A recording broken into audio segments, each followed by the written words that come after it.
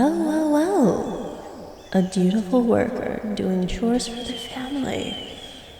Why not take a moment to come into the woods and do something fun for yourself? Like search for spring flowers, or perhaps frolic off the path.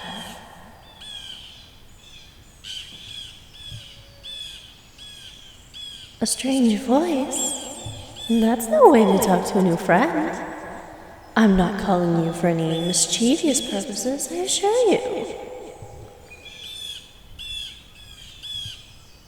Refusing to follow an unknown speaker into the dangers of a fairy-held forest is very wise for someone your age. Very wise indeed. Even more reason to like you. No, I'll stay hidden for the time being. You'll have to forgive me, I'm a little shy. But let's not worry about me. Let's talk about you. I've been watching you for quite a while. I am aware I'm on, thank you. Back to you, though. I've noticed several things about you that I like. You're a humble farmer, very hardworking. You do chores for your family all day long. However, you enjoy a good practical joke every now and then. In fact, my favorite has to be when you took your father's clothes and dressed up the scarecrow. No. Maybe the one where you took the day's milk and... No. The one where you... Oh, never mind. You've done many a respectable practical joke. Nevertheless, these are all things I respect you for.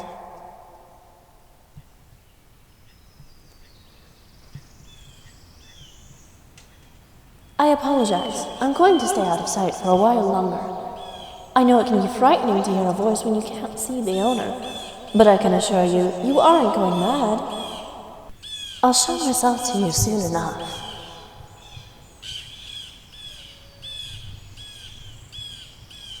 No, I'm not a tricksy fairy. You are smart, but not completely correct.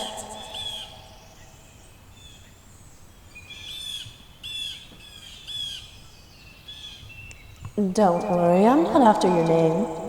I already know it from watching you and your family, and I'm not looking for control. That's not how I do things. I'm a very solitary creature, but hopefully not for long.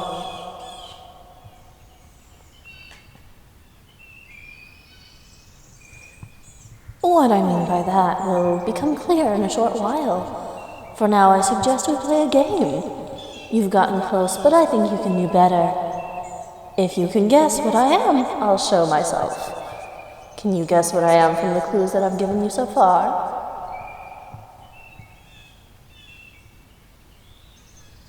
No, not quite. How about I give you some more clues based on things I've done around these parts? Now, first of all, I have to admit I'm a little peeved. I've been making and leaving some wonderful shoes for you at your doorstep, just your size. I know you've been giving them to the less fortunate in town and still wearing your small, old, worn-out pair. You had to have known that I made them just for you, right?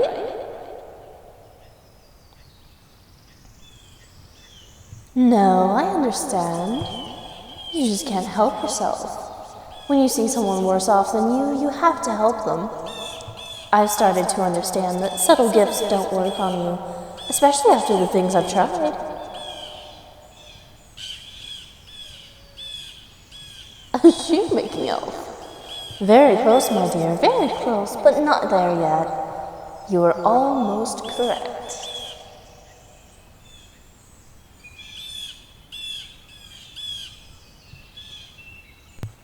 Speaking of subtlety, I learned you can look at a pile of gold pieces and have no inclination to touch them. Certainly you have some greed in that heart of yours. Or perhaps you are too wise to pick up what must be a certain creature's beloved treasure. Ha-ha! You've gotten it. A leprechaun I am indeed. You've seen me already. A perceptive one, too. Well, I might as well reveal myself. No, your eyes eyes do not deceive you. I am what you guessed me to be. You keep looking away. Do you expect me to vanish? Oh, never. Not from your side. Alright, if you need more proof, look away again.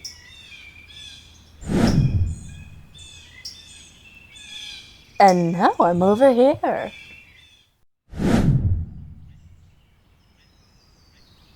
And over here. Do you trust that I am what I say I am now?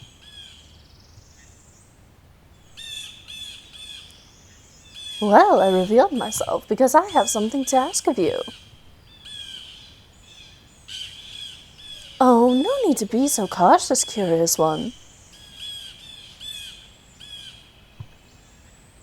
Here, I have taken off my tri-cornered hat, and now I hold it to my heart, with the understanding that you will listen to my earnest words.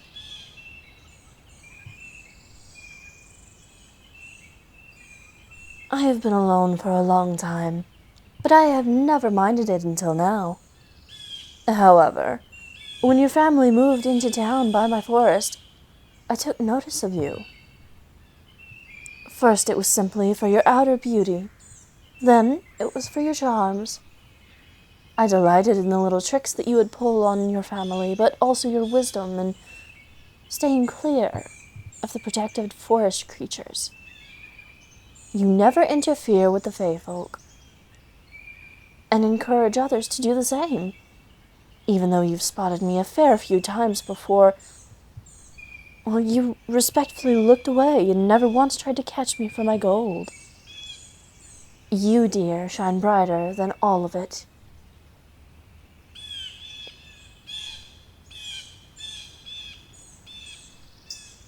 I admit being what I am, and I am not wholly good, but nor am I wholly evil. I can provide a good life for whoever chooses to stay by my side.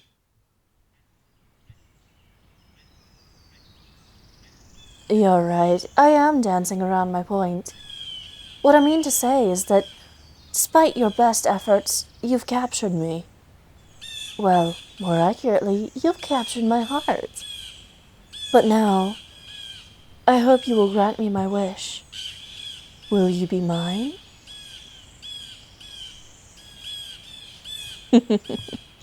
As long as your family is taken care of and gives their blessing, I wouldn't have expected anything less of an honorable one as yourself. Very well then, let us go inside and meet with your parents.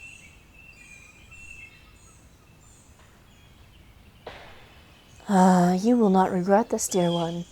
Our wedding will be legendary. They will come from far and wide to see the joining of human and fair folk. And with you by my side, we will pull the most wonderful tricks on human and fae alike.